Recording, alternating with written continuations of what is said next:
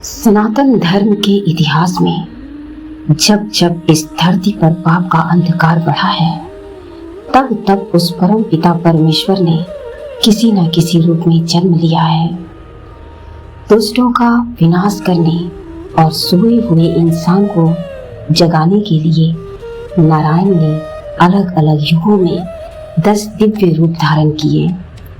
आज के इस विशेष भाग में हम भगवान विष्णु की उसी पावन दशावतार गाथा का संपूर्ण निचोड़ जानने वाले हैं।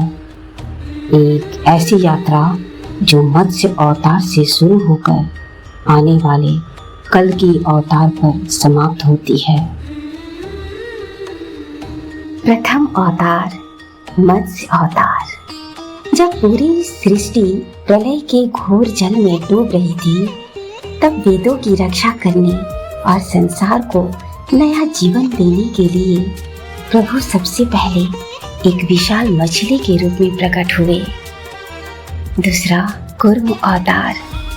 जब देवताओं और असुरों के बीच समुद्र मंथन हुआ, तब मंदराचल पर्वत को अपनी पीठ पर संभालने के लिए भगवान ने एक महाकछुए कूर्म का रूप धारण किया और सृष्टि का संतुलन बनाए रखा।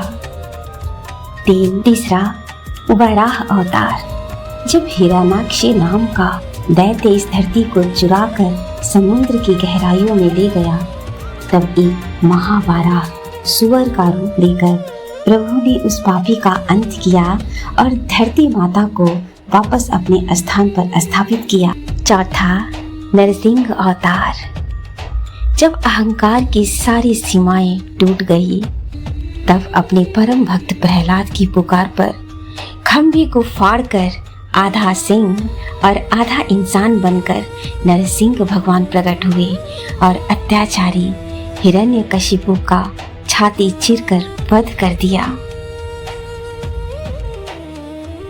पांचवा वामन अवतार। सतयुग बीतने के बाद आया त्रेता युग। राजा बलि के अहंकार को तोड़ने और देवताओं को उनका राजपाट वापस दिलाने के लिए प्रभु ने एक नन्हे बटुक ब्राह्मण का रूप लिया और मात्र 3 पग में ही पूरे ब्रह्मांड को नाप दिया। छठा परशुराम अवतार। जब पृथ्वी पर क्षत्रिय राजाओं का अहंकार बढ़ गया और वे प्रजा पर अत्याचार करने लगे, तब दुष्टों का समूल नाश करने के लिए हाथ में फरसा लिए न्याय के देवता भगवान परशुराम का जन्म हुआ। श्री राम अवतार। फिर आए मर्यादा पुरुषोत्तम प्रभु श्री राम, जिन्होंने एक आदर्श पुत्र, एक आदर्श पति और एक आदर्श राजा का फर्ज निभाते हुए रावण के लंकापति होने के घमंड को चूर चूर कर दिया और दुनिया को मर्यादा का पाठ सिखाया। आठवां श्री कृष्ण अवतार। द्वापर युग में जब कंस और कौरवों का पाप बढ़ा, तब माखन चोर सुदर्शन चक्रधारी लीलाधर श्री कृष्ण ने जन्म लिया। उन्होंने न केवल महाभारत के युद्ध में अधर्म को हराया, बल्कि गीता का वो अमर ज्ञान दिया जो आज भी भटकते हुए इंसान को रास्ता दिखाता है। नौवां महात्मा बुद्ध अवतार।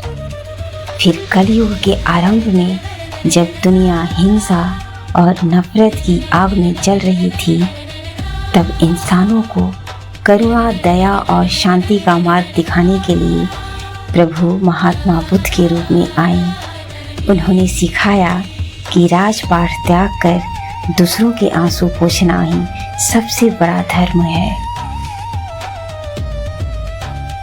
और अब हम खड़े हैं कलयुग के उस मुहाने पर, जहां पाप का घड़ा दिन प्रतिदिन बढ़ता जा रहा है।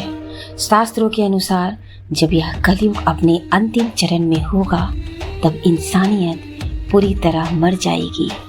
तब संभल ग्राम में उस घोर अंधकार को चीरते हुए प्रकट होंगे प्रभु का 10वां और अंतिम रूप भगवान कल्कि।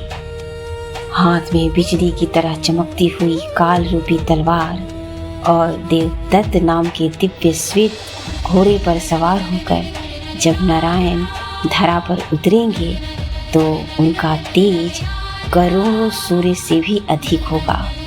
वे समस्त पापियों का संहार करके इस कलयुग के काले अध्याय को हमेशा के लिए समाप्त कर देंगे और फिर से स्थापना होगी एक पावन, सुंदर और सत्य से भरे युग की, जिसे हम सतयुग कहते हैं। दोस्तों, मत्स्य अवतार के जल से लेकर कल्कि अवतार की तलवार तक प्रभु की यह दशावतार यात्रा हमें सिखाती है कि जीत हमेशा धर्म और सत्य की ही होती है। हमारी इस पूरी सीरीज में आदि से अंत तक मेरा साथ देने के लिए आप सभी का हृदय से कोटि कोटि धन्यवाद। चलते चलते आज आपसे एक अंतिम प्रश्न है। प्रभु के इन 10 रूपों में से आपका सबसे पसंदीदा रूप कौन सा है? कमेंट बॉक्स में अवश्य साझा करें और नारायण के सम्मान में कमेंट में जय श्री हरि या जय कल्कि देव लिखना बिल्कुल ना भूलें।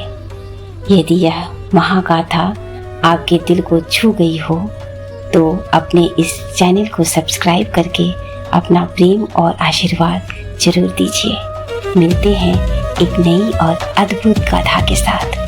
तब तक के लिए जय श्री कृष्ण, जय श्री कृष्ण।